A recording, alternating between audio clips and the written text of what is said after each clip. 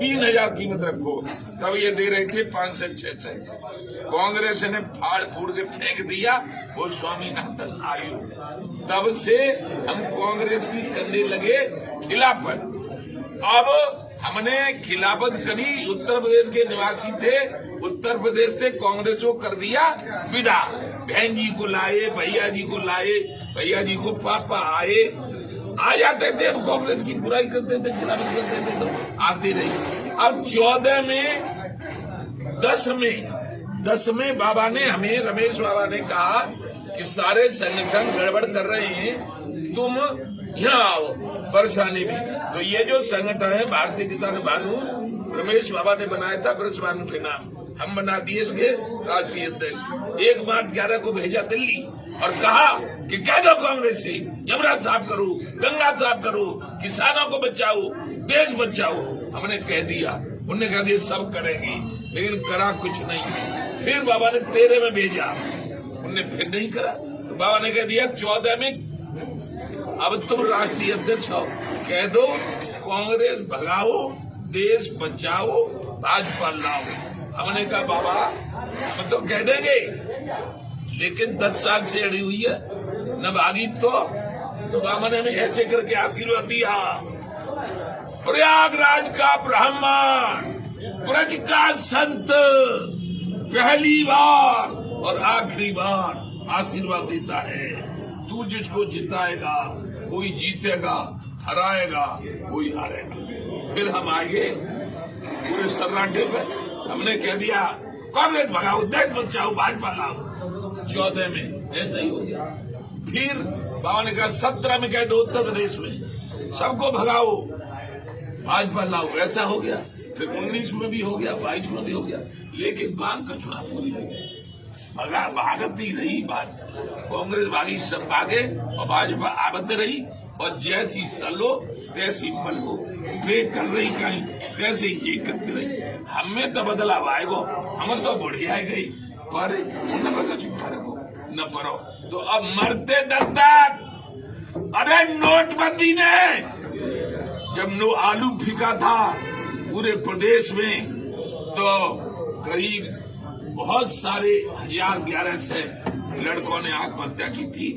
गवाही है कि मेरे 35 साल के पुत्र जो रमेश बाबा ने भारतीय किसान यूनियन वालों का प्रदेश अध्यक्ष बना दिया था, उसने 24 जनवरी सन 18 और 7:30 बजे आत्महत्या की, क्योंकि कर्जा नहीं पटाया था। 17 में वायदा किया था सब कर्जे माफ करेंगे, लेकिन माफ नहीं किया था, और 1 लाख तक का माफ किया था।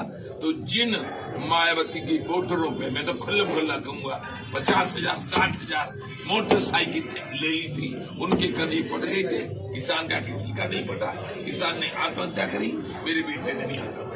लेकिन आत्महत्या करते करते वो ये कह रहा था, अब पापा तुम मरना मत, संघर्ष करना, और संघर्ष करके किसी किसान के बेटे को मदद कर देना। तो खूब कर लिया संघर्ष, कोई नहीं मानता है, सबको जिता के देख लिया। अब 24 का चुनाव आ रहा है, इसलिए अब हमने कह दिया है किसान आयोग का गठन कर दो, कर्जे किसानों के साथ माफ कर दो, और फसलों के दाम तय करने का अधिकार किसान आयोग को दे दो। किसान आयोग में एक भी राजनेता नहीं रहे, किसान आयोग का अध्यक्ष किसान और किसान आयोग के सदस्य किसान, गन्ना का किसान, आलू का किसान, सरसों का किसान, धान का किसान। इसके बाद यदि दुर्घटना में मरता है किसान, 1 करोड़ रुपए मांगते। पुलिस वाले शहीद होते हैं, जैसे पिछले दिनों हमने देखा था दिल्ली में लाल किले पे हमला हो रहा था, पुलिस पीटी जा रही थी, मीडिया के लोग जो वहाँ ले रहे थे, रिपोर्ट कर रहे थे, जैसे आप लोग घायल किए जा रहे थे। तो हमने की पुलिस यदि शहीद हो जाए तो 2 करोड़ मुआवजा देना चाहिए केंद्र सरकार को। और मीडिया जिसको चौथा स्तंभ बोलता है संविधान भारत का, संसद भारत का, और वो रिपोर्ट लेने जाते हैं तो उन पे हमला कर दिया जाता है। तो केंद्र सरकार की ड्यूटी बनती है, पास कर दो प्रधानमंत्री जी कि जो मीडिया कर्मी घायल हो जाए कहीं रिपोर्ट लेने में, तो घायल को 2 करोड़, और यदि शहीद हो जाए तोड़ के 1200 को 4 करोड़ रुपए। मीडिया है, खबरें इधर से उधर पहुंचाता है, मेरी भी पहुंचाएगा, तुम्हारी भी पहुंचाएगा। 4 करोड़ मीडिया को, और जिनके बल पे हम जिंदा हैं, हमारी संसद चल रही है, प्रदेशों में विधानसभाएं चलती हैं, उद्योगपति उद्योग लगाते हैं, हम खेती करते हैं, करते रहते, कोई चिंता नहीं। वो है सेना, थल सेना, वायु सेना, जल सेना, बॉर्डर सिक्योरिटी फोर्स, आर्मी है, वो लगे रहते हैं और भारत को आजाद रखते हैं, भारत माता को अब गुलाम नहीं होने देती। ज्यादा दिन नहीं हुए, गुलाम था भारत। आजाद रखने के लिए भारत को, भारत की सेनाओं को उत्साहित करना होगा। इसलिए शहीद होने पे केवल और केवल राइफल के फायर चटकाने से और सलामी देने से, उन पे फूल डालने से कुछ होने वाला नहीं है। कह दो प्रधानमंत्री जी, जो शहीद होगा उसको, उसके परिवार को 5 करोड़ रुपया दिया जाए। मांगों को लेकर अब क्या करने वाले हैं? अरे ये भी मांगे और अब ये भी मांगे, लिखी पड़ी, गोबर खरीदो गोवंश के लिए, तमाम मांगे पैसे दे देंगे। ये मांगे न मानी तो सरकार नहीं बनने देंगे 24 में, जिनकी जो चला रहे हैं उनकी हमने बनवाई हो। हम अपना इम्ता लेना चाहते हैं। ये तो कह रहे हैं कि हम बहुमत में, हम कह रहे हैं हमारी वजह से बहुमत में, तो हमें भारतीय किसान भाइयों को अपना इम्ता लेना है हमारा। यदि ये बन गए और मांगे भी पूरी नहीं की और उसके बाद भी बन गए तो हम कुछ नहीं। सही है।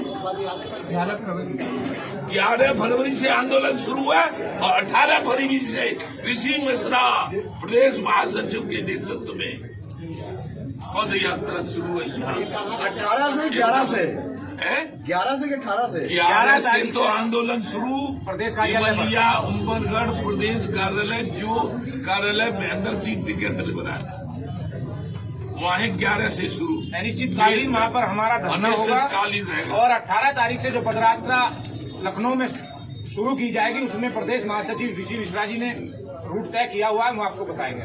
बता दो सबको और दे दो। पदयात्रा का उद्देश्य क्या है? पदयात्रा का उद्देश्य है जाग सेना बनाना। जैसे महाभारत काल में 5 पांडवों ने घोषणा कर दी थी कि अपनी सेना तैयार करो, सेना बनाना है। और क्या है? कीर्ति दबाओ, कीर्ति हराओ, सिद्धि हम कहता है जिताओ, हमारी मान्यता लगाओ।